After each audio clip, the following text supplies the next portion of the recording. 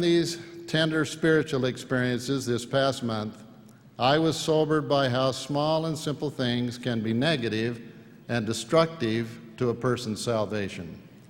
A series of seemingly small but incorrect choices can become those little soul-destroying termites that eat away at the foundation of our testimony until, before we are aware, we may be brought near to spiritual and moral destruction.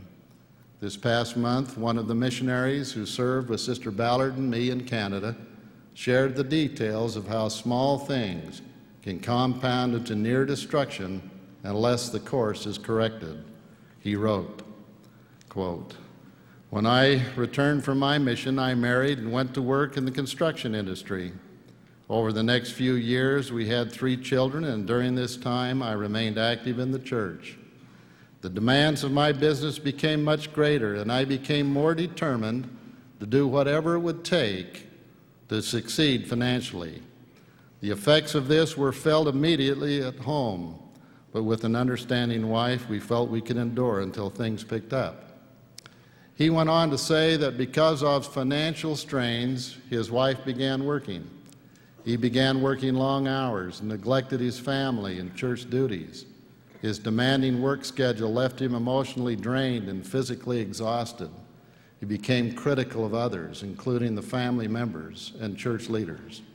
His letter continues, "As my debt continued to mount, the destruction of my peace and happiness increased. The love and tenderness we once knew as husband and wife had diminished to only memories. We found character flaws in each other and began to focus on them, wounding each other over the smallest incident. I began to blame everyone but myself, taking no responsibility for failures. A great feeling of hopelessness began to fill my heart, and I felt a cloud of darkness envelop me in my desperation. We knew our marriage could not endure under such conditions and began to talk in terms of divorce. I decided to get some financial counseling, and after reviewing my finances, it became the joke that I was worth more dead than alive, which seemed funny and rather innocent at the time. After continuing for a few more weeks, the threat of divorce, as well as the very real threat of complete financial collapse, was only a matter of time.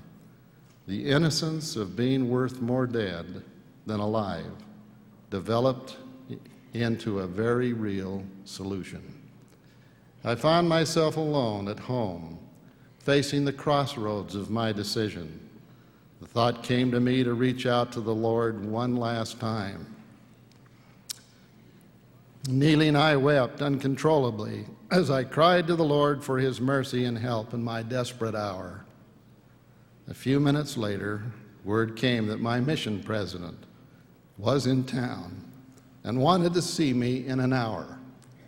As I sat with you, I wanted to hide my problems, as I had done from everyone else. But your questions came asking, "How are you?"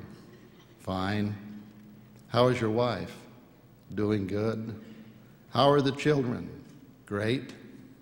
Then came the pause, and you looked into my eyes and asked, "How is your business?" And I began to weep as I told you my story.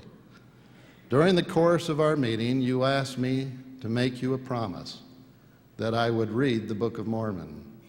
After committing to you that I would, you blessed me, telling me to rivet myself to the gospel and to keep the commandments. I left you knowing that the Lord had heard my plea for help, close quote. Can you see, brothers and sisters, how many small and simple things took their toll in the life of this fine young man? Like weak fibers that form a yarn, then a strand, and finally a rope. These small things combine together to become too strong to be broken. We must ever be aware of the power that small and simple things can have in building spirituality.